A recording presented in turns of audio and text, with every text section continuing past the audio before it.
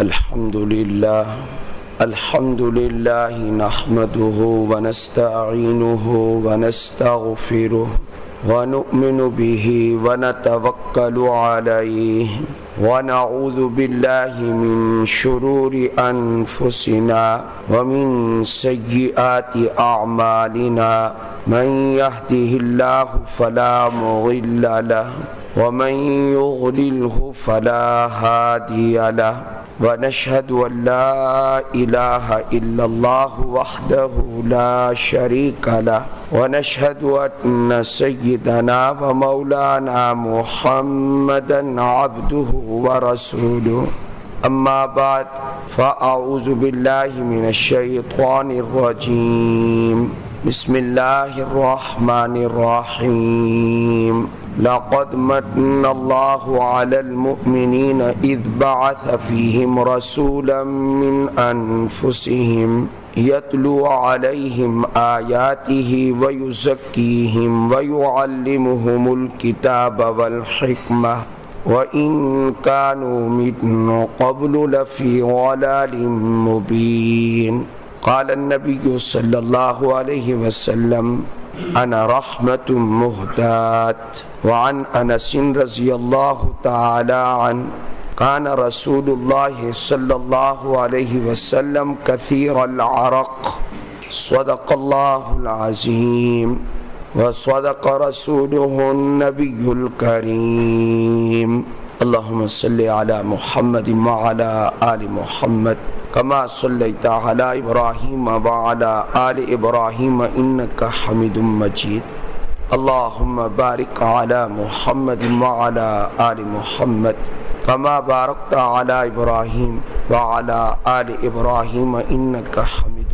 مجيد ربیع الاول شروع ہوتا ہے تو ہر سال حضور اکرم صلی اللہ علیہ وآلہ وسلم کے ساتھ اظہار محبت کا ایک جوش نظر آتا ہے اور حقیقت سے آگاہی یہ ایک مشکل امر ہے، مشکل چیز ہے اور رفتہ رفتہ ایسے لگتا ہے کہ بات قبول کرنے کی نامعلوم صلاحیت بھی باقی رہے یا نہ رہے۔ قرآن و حدیث کا اور شریعت کا جو مزاج ہے وہ یہ نہیں کہ کوئی مہینہ منایا جائے۔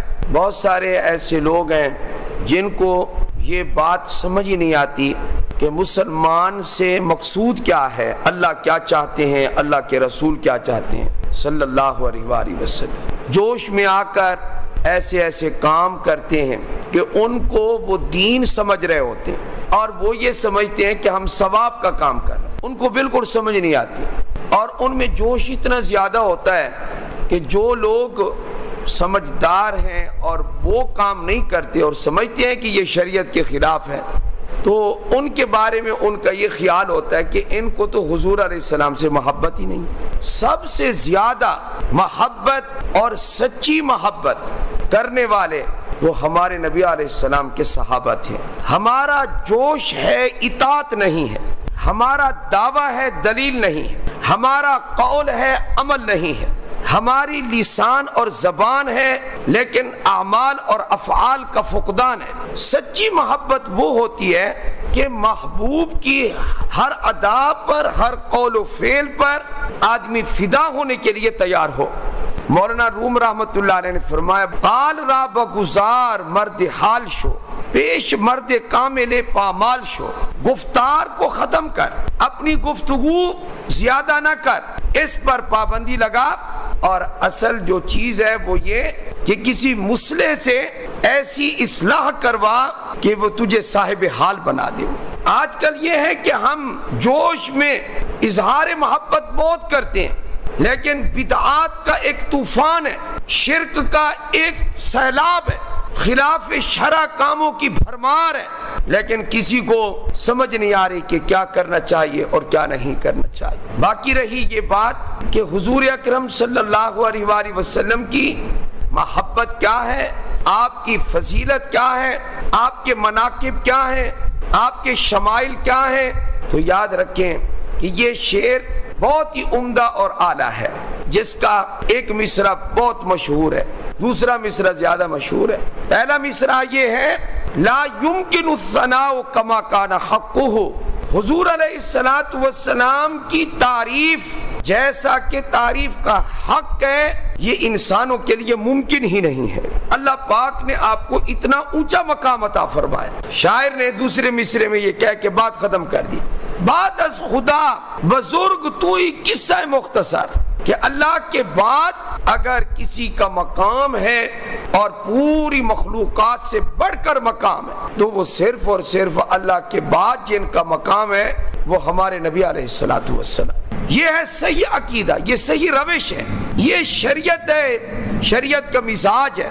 اللہ تعالیٰ نے ساری مخلوقات میں سے انسانوں کو فضیلت بخشی ہے. وَلَقَدْ كَرَّمْنَا بَنِي آدم، ہم نے بنی آدم کو عزت دی ہے، اشرف المخلوقات بنایا. پھر اللہ تعالیٰ نے بنی آدم میں سے عرب اور عجم پیدا کیے. یہ جو دو قسمیں عرب اور عجم، عرب کو اللہ نے فوقیت عطا فرمائی ہے عجم پر. پھر عرب میں سے اللہ تعالیٰ نے ایک قبیلہ بنایا اور وہ قبیلہ بنو کنانہ ہے. بنو کنانہ کو باقی پر فضیلت حاصل ہے، اور پھر اس میں سے قریش کو فضیلت حاصل ہے، اور قریش میں سے پھر بنو ہاشم کو فضیلت حاصل ہے. اور نبی علیہ الصلوۃ والسلام نے فرمایا کہ بنو ہاشم میں سے اللہ نے سب سے فضیلت مجھے عطا فرمائی ہے. اس لیے نبی علیہ الصلوۃ والسلام کی فضیلت کا انکار مسلمان نہیں کر سکتا، لیکن ہر ایک کی محبت کا اپنا اظہار ہے. کوئی نمازیں بھی نہیں پڑھتا اور کہتے میں حضور کا عاشق ہوں، چوری بجلی کر کے سجاتا ہے محافل اور کہتے میں عاشق رسول ہوں. الامان والحفیظ. اور اب تو بالغ لڑکیوں کو سجا کر ان کے جلوس بھی نکالنا شروع کر دیے. آپ بتائیں یہ عشق رسول ہے؟ یہ کون سا راستہ ہے؟ یہ کس روش پہ چل پڑے؟ یہ ساری چیزیں، یہ بلائیں، یہ آفات اور بلیات یہ کیوں پیدا ہوتی ہیں؟ اس کی واحد وجہ جو مجھے سمجھ آئی اور میں اس کو بیان کرتا رہتا ہوں وہ یہ کہ ہم قرآن و سنت سے دور ہو گئے، ہم کورے ہو گئے، ہم خالی ہو گئے، قرآن و حدیث کی تعلیمات سے بعید ہو گئے. ورنہ نبی علیہ السلام کے فضائل بیان کیے جائیں، مسجد میں بیان کرو، گھر میں بیٹھ کر بچوں کو سناؤ. آپ علیہ السلام کا ذکر خیر ہو، کہیں بھی ہو ذکر خیر، تو اس سے محبت بھی بڑھتی ہے اور آپ صلی اللہ علیہ وسلم کے ذکر خیر سے برکت بھی ہوتی ہے، ایمان بھی تازہ ہوتا ہے. کسی پیغمبر کا یوم ولادت نہیں منایا جاتا. حضرت موسیٰ علیہ السلام کا یوم ولادت نہیں منایا جاتا. حضرت نوح علیہ السلام کا یوم ولادت نہیں منایا جاتا. حضرت عیسیٰ علیہ السلام کا یوم ولادت کون مناتے ہیں؟ عیسائی. کرسمس وہ مناتے ہیں. اب انہوں نے بھی، یہ مسلمانوں نے بھی یہ کام شروع کر دیے. میں پوچھنا چاہتا ہوں آج کل کے مسلمان، تو بتا کہ تیری محبت زیادہ ہے یا جناب صدیق اکبر کی محبت زیادہ ہے رضی اللہ تعالیٰ عنہ؟ اگر صدیق اکبر نے کوئی ایک موقع بھی منایا ہو تو ذرا وہ تو تاریخ سے نکال کے ہمیں دکھاؤ. حضرت عمر فاروق نے منایا ہو، حضرت عثمان غنی نے یہ کام کیا ہو، حضرت حیدر کرار نے یہ کیا ہو، حسن و حسین نے یہ کیا ہو، سیدنا امیر معاویہ نے یہ کیا ہو، حضرت عمر بن عبدالعزیز نے کیا ہو، حضرت امام ابو حنیفہ نے کیا ہو، امام مالک نے کبھی منایا ہو، امام شافعی نے منایا ہو، امام احمد بن حنبل نے منایا ہو، بخاری اور مسلم نے منایا ہو، ابو داود اور ترمذی نے منایا ہو، شیخ عبد القادر جیلانی نے منایا ہو. کوئی بتاؤ تو صحیح کہ اس کی تاریخ کیا ہے؟ اس لیے گزارش ہے ہر اس کام سے بچو جس کام کی شریعت نے اجازت نہیں دی. اللہ کے نبی کا ذکر خیر ہم کر دیتے ہیں. آپ کا پیدا ہونا بے مثال ہے. آپ دیکھیں کہ فاطمہ بنت عبداللہ ایک خاتون ہے، وہ یہ کہتی ہیں کہ میں موجود تھی جس وقت نبی علیہ السلام کی ولادت ہوئی. صبح صادق کا وقت تھا، رات جا رہی ہے اور صبح آ رہی ہے. اس وقت میں اللہ نے انتخاب کیا آپ صلی اللہ علیہ وسلم کی ولادت کا، دنیا کو بھی بتا دیا کہ اب میرا پیغمبر آ رہا ہے اور آ چکا ہے. شرک کا اندھیرا ختم ہو جائے گا اور توحید کا نور پھیل جائے گا۔ سب سے بڑا تحفہ جو نبی علیہ السلام نے ہمیں دیا ہے اس کی قدر کرو۔ وہ کون سا تحفہ ہے؟ وہ ہے توحید، وہ ہے ایمان۔ یہ سب سے بڑا تحفہ ہے جو اللہ کے نبی صلی اللہ علیہ وآلہ وسلم نے اپنی امت کو عطا فرمایا۔ اس لیے ایمان کی قدر کرو، توحید کی قدر کرو۔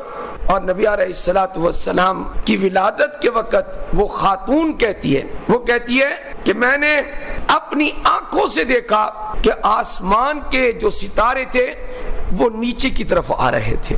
آپ صلی اللہ علیہ وسلم کی ولادت کے وقت ایران کا آتش کدہ فارس 1000 سال سے آگ بجھی نہیں تھی، اور نبی علیہ السلام کی ولادت ہوتی ہے، وہ یکا یک وہ بجھ جاتا ہے۔ تو اللہ تعالیٰ نے بتا دیا کہ یہ وہ وقت ہے، میرے نبی کی آمد ہے، اب آتش کی پوجا نہیں ہوگی، آگ کی پوجا نہیں ہوگی، آگ کا جو پیدا کرنے والا ہے اب اس کی عبادت ہوگی۔ نبی علیہ السلام کا ذکر خیر قرآن پاک میں اتنا زیادہ ہے جس کی کوئی حد نہیں ہے۔ اللہ تعالیٰ آپ کے بارے میں کیا ارشاد فرماتے ہیں؟ جو آیت میں نے پڑھی ہے اس کا ترجمہ سماعت فرمائیں۔ لَقَدْ مَنَّ اللَّهُ عَلَى الْمُؤْمِنِينَ اذ بعث فیہم رسولا من انفسہم۔ دیکھیے اللہ تعالیٰ کی کتنی نعمتیں ہیں ہمارے اوپر۔ اللہ تعالیٰ نے آنکھیں دی ہیں دیکھنے کے لیے، سننے کے لیے کان دیے، سارا وجود بخشا، ماں باپ دیے، اولاد دی، گھر دیا، پیسہ دیا، اللہ تعالیٰ نے صحت دی، یہ اللہ تعالیٰ نے نعمتیں عطا فرمائی۔ لیکن کسی بھی نعمت کے اعطاء پر، دینے پر اللہ تعالیٰ نے یہ نہیں فرمایا کہ میں نے تمہارے اوپر احسان کیا، یہ اللہ نے نہیں فرمایا۔ آنکھیں دی ہیں، فلاں نعمت دی ہے تم شکر کرو، لیکن یہ فرمایا ہو کہ میں نے احسان کیا ہے، یہ نہیں فرمایا۔ صرف ایک نعمت ہے، جب اللہ نے وہ عطا کی تو اللہ نے فرمایا میں نے تمہارے اوپر احسان کیا ہے۔ اے اللہ وہ کون سی نعمت ہے؟ لَقَدْ مَنَّ اللَّهُ عَلَى الْمُؤْمِنِينَ اِذْ بَعَثَ فِيهِمْ رَسُولًا مِّنْ أَنفُسِهِمْ۔ بے شک اللہ نے احسان کیا ایمان والوں پر جب اللہ نے اپنا نبی بھیجا، اور واقعتاً یہ بہت بڑا احسان ہے۔ اس لیے کہ ایمان بھی ہمیں حضور کی برکت سے حاصل ہوا صلی اللہ علیہ وآلہ وسلم، توحید بھی انہی کی برکت سے حاصل ہوئی، قرآن مجید، رمضان المبارک، لیلۃ القدر، یہ ساری نعمتیں نبی علیہ السلام کی برکت سے حاصل ہوئی۔ حج، عمرہ، یہ تمام نعمتیں نبی علیہ السلام کی برکت سے ہمیں حاصل ہوئی۔ اور ایک وقت آئے گا کیا کہ اللہ ہمیں اپنی جنت اور اپنی رضا بھی عطا فرمائیں گے، برکت حضور کی ہوگی صلی اللہ علیہ وآلہ وسلم۔ اس لیے یاد رکھیں ہمارے نبی جیسا کوئی بھی، ہمارے نبی جیسا بدعت چھوڑ دو، شرک چھوڑ دو، عوام کو خراب نہ کرو۔ آؤ میں تمہیں حضور کی تعریف سناؤں میں کہ حضور کیا ہیں صلی اللہ۔ ہمارے نبی کی سیرت کا اور صورت کا کوئی پہلو آپ لے لیں اور اس کو بیان کرنا شروع کر دیں، آپ دنگ رہ جائیں گے کہ اللہ پاک نے ہمارے نبی علیہ السلام کو کیسا بنایا تھا۔ حضرت سیدنا ابو ہریرہ رضی اللہ تعالیٰ عنہ فرماتے ہیں اے لوگو ہم نے حضور کو دیکھا تم نے نہیں دیکھا، اور یہ بات صحیح ہے نا جی؟ کنہوں نے دیکھا؟ صحابہ نے دیکھا نا۔ صحابہ کی آنکھ کتنی بابرکت ہے، کتنا بڑا فرق ہے جنہوں نے براہ راست حضور کا چہرہ دیکھا۔ اس لیے میری اور آپ کی آنکھیں ان کی وہ قدر ہو ہی نہیں سکتی جو ابو بکر کی آنکھوں کی قدر۔ صبح اٹھو اور اپنا آرام چھوڑ کر صبح کی نماز با جماعت پڑھو، یہ تکلیف ہے نا، آگے سردیاں آ رہی ہیں، پھر وضو ہے، اٹھ کے آنا، یہ کام کرنے کے، یہ زندگی ہے مومن کی۔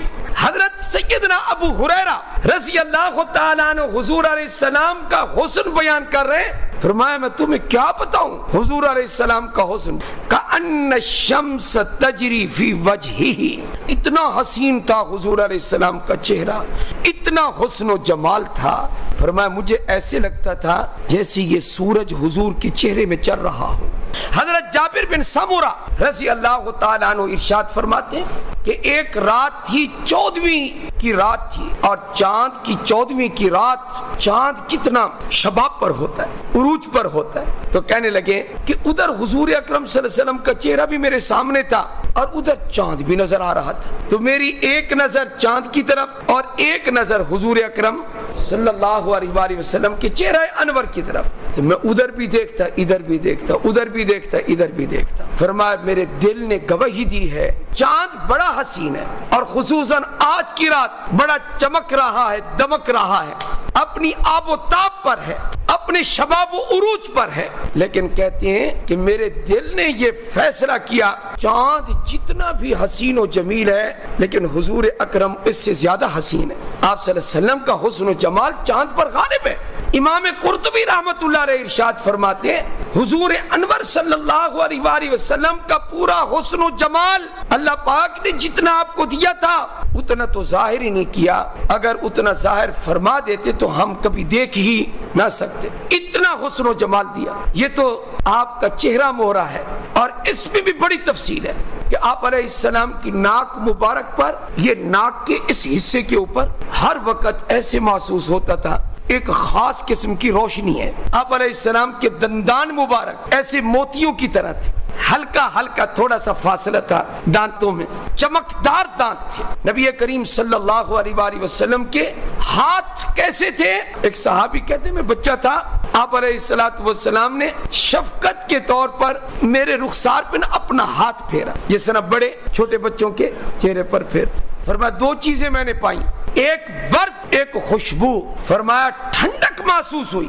اور نبی پاک صلی اللہ علیہ وسلم کا جو ہاتھ تھا ریشم سے زیادہ نرم تھا، اس قدر آپ صلی اللہ علیہ وسلم کا ہاتھ مبارک۔ حضرت انس رضی اللہ تعالیٰ عنہ فرماتے ہیں، مسلم شریف کی حدیث ہے، کان رسول اللہ صلی اللہ علیہ وسلم کثیر العرق، اللہ کے نبی صلی اللہ علیہ وآلہ وسلم کو پسینہ بہت آتا تھا، اور آپ کبھی کبھی حضرت انس کے گھر جاتے، ان کی والدہ تھی ام سلیم رضی اللہ تعالیٰ عنہ، وہ نبی پاک صلی اللہ علیہ وسلم کی محرم لگتی تھی، آپ کبھی کبھی ان کے گھر میں جا کر آرام فرماتے، وہ بھی خوش ہوتے، وہ نہ ایک بچھونا تھا چمڑے کا، وہ بچھا دیتی اور آپ صلی اللہ علیہ وسلم اس پر آرام فرماتے، چونکہ آپ کو پسینہ بہت آتا تھا۔ تو ایک مرتبہ آپ کی آنکھ کھلی تو آپ نے کیا دیکھا، ام سلیم رضی اللہ تعالیٰ عنہ آپ کا وہ پسینہ اس کو جمع کر کے ایک شیشی میں اکٹھے کیے ہوئے ہیں۔ اے ام سلیم یہ تم نے کیوں کیا؟ کہ اللہ کے رسول صلی اللہ علیہ وآلہ وسلم یہ آپ کا جو پسینہ ہے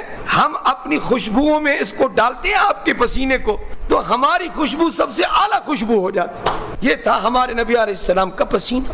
نہ جھوٹ بولو، نہ عوام کو دھوکہ دو، نہ ان کے عقیدے خراب کرو۔ کہ آپ کو میری بات چبھے گی، میں معذرت کے ساتھ کہہ رہا ہوں، میں نہ بولتا اگر مجھے قرآن و حدیث مجبور نہ کرتا، اس لیے سچ کہہ رہا ہوں، عوام کا عقیدہ خراب نہ کرو۔ محافل قائم کرنے والوں بیٹھے بیٹھے کہتے ہو کہ اٹھو حضور آ گئے، ایسے کام نہ کرو، میں تمہیں کہہ رہا ہوں، میں منع کر رہا ہوں تمہیں۔ کیوں؟ اس لیے کہ تم نے صحابہ کو نہیں پڑھا۔ صحیح حدیث میں کیا آیا؟ قربان جائیے اس ہستی پر سب۔ حضور کی شان کیا ہے صلی اللہ علیہ وآلہ وسلم؟ صحابہ کہتے ہیں کہ جس گلی سے، جس کوچے سے، جس راستے سے حضور اکرم صلی اللہ علیہ وسلم گزر کے جاتے اور بعد میں اس راستے سے کوئی گزرتا تو اس کو پتہ چل جاتا یہاں سے حضور گزرے ہیں صلی اللہ۔ کیوں؟ اس لیے کہ آپ کے گزر جانے کے بعد وہ راستہ خوشبو سے معطر ہو جاتا تھا، خوشبو مہکتی تھی، آپ کے آنے سے خوشبو مہکتی ہے، آپ کے آنے سے فضا معطر ہوتی ہے، اور یہ صحابہ کا عقیدہ تھا۔ اور تم جھوٹ بولتے ہو، کھڑے ہو جاؤ حضور آ گئے، یہ باتیں نہ کیا کرو، کیونکہ قرآن و حدیث میں ان کی کوئی گنجائش نہیں ہے میرے بھائیوں۔ اس لیے حضور جس گلی اور کوچے سے گزرتے وہ راستہ بتاتا تھا، کیا یہاں سے میرا نبی گزر گیا ہے، یہاں سے حضور کا گزر ہوا ہے صلی اللہ علیہ وآلہ۔ وآخر دعوانا ان الحمدللہ۔